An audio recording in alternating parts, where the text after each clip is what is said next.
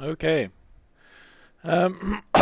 This is not going to be a build video, but it is going to show you some of the technology I use to sustain my Wildstrike of Extremes, which right now costs 83 mana, 83 life, and 83 energy shield. And it's not really an issue. Sustaining it costs an elk and some pathing. So what are we doing? We are using Sorrows of the Divine, which means life recovery from Flask. Also applies to energy shield during effect. And then we use the Pathfinder, keeping your life flasks up, to allow us to sustain a lot of energy shield. And then we use Eldritch Battery to make us spend energy shield only. So in reality, this Wildstrike costs 83 life and 166 energy shields. And because of the amount of recovery we get from this flask is most of the time just a vanilla flask with 13 quality. And then we use a tincture to get more charges in there, so we have plenty of charges to keep this up all the time. One thing to keep in mind, the Pathfinder Master Surgeon node had a undocumented change, which really led to a number of deaths on my part. The way that this used to work is that if you want to be able to use a life flask while on full life, you wanted to use a life flask that removed mana when you used it. Right? So right now, I can't use this flask. Doesn't work. It won't trigger. I can click it. Should do the clicky. Can't click it either. Slap this other flask in. This flask used to not work if you were on full life.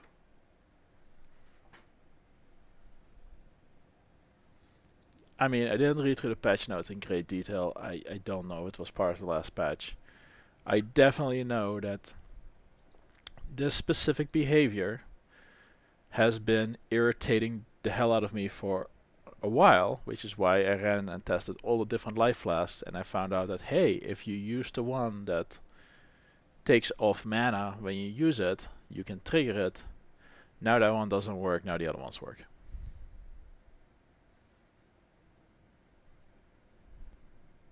I have no idea. What are we running? We are running Wildwood Blessing for Bark Skin, which I'm not using because I don't have enough mana reservation efficiency. We use the charges for flasks adjacent to tinctures. Our attack speed right now is only like 0.4 attack time. Yeah. This tree is a disaster. We do path up the Eldritch Battery. Our energy shield is pretty much all from melding, and that gives us plenty of energy shield to do what we want to do. This cluster should go away because it's pointless. There are some other less than optimal clusters. We pick up Entrench, which gives us a number of points in life recovery. This gives us 30% increased recovery rate. This is not great because it reduces the duration. We pick up some duration here to offset that, so it's a little bit easier to work with. I was running poison. These nodes need to go away. At this point I can't afford to respec this. All my money is going into regret orbs, which have gone up in price. But these are going to go away. I'm going to take Nature's Boon instead, and I'll probably end up with Master Alchemist. Let's take a quick look at the silliness in the map. I am not doing recording. I'll just, what's easy?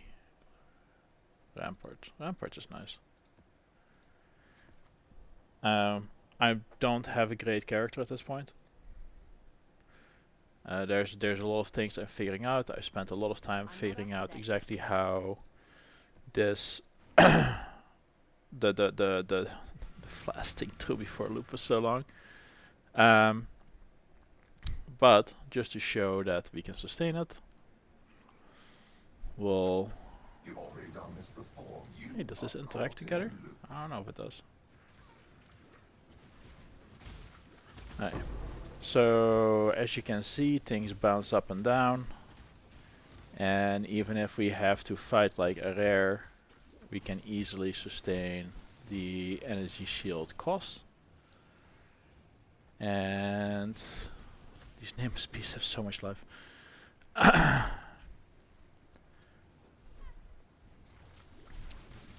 yeah, we have we use a tincture for the shock effect.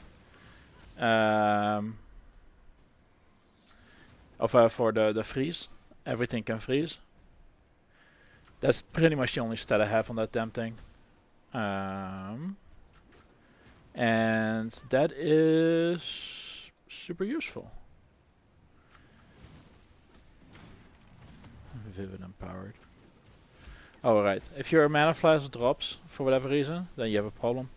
And yeah, I do use Behead, which is like mini Headhunter. I had a red socket and that seemed like it would be useful against anything I actually would have to fight. Alright, get some wisps.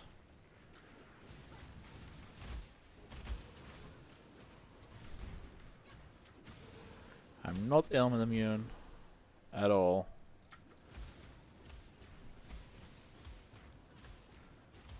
And do I do amazing damage? No. This does not do amazing damage.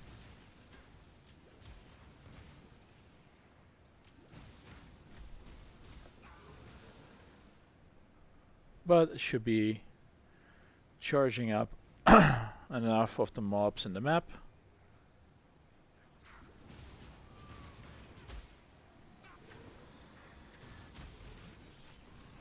And the freeze, once it starts freezing, is of course also a great way to charge up, or power up your defenses quite a bit. Alright. Now the actual map.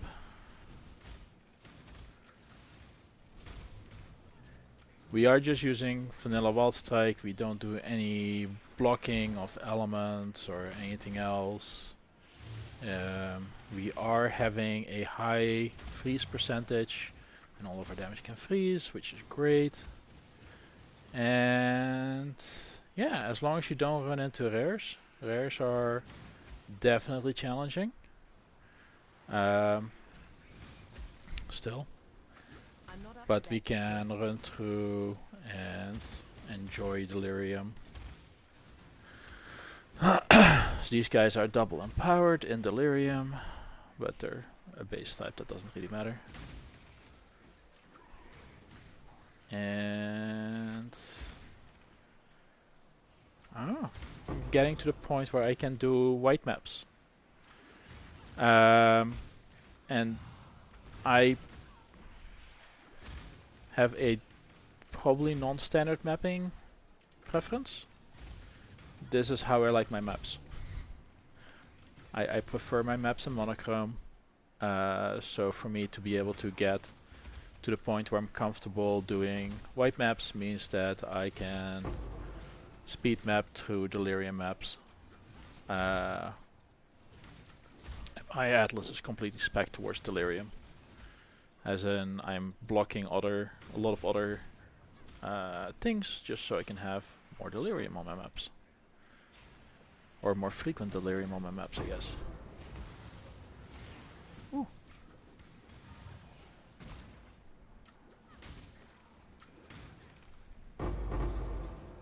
Yeah, not bad. Anyway, let's go say hi to the map boss. I'm like 82. My med level is relatively meaningless at this point because I have just so many points that I need to respect on the tree. Can't kill you, right? No.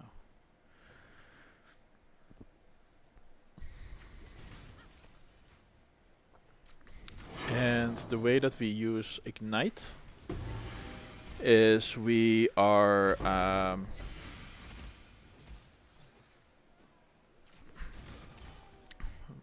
you know, we're getting the Ignite from just percentage chance to ignite. Our crits cannot ignite, and the reason we do that... Hey, can I kill you? I don't think I can kill Zoff. No, I don't have nearly enough damage to kill Zoff.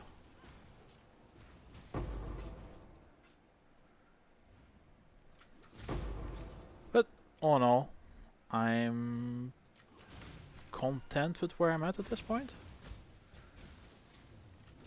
Like, it's a tier 3 map.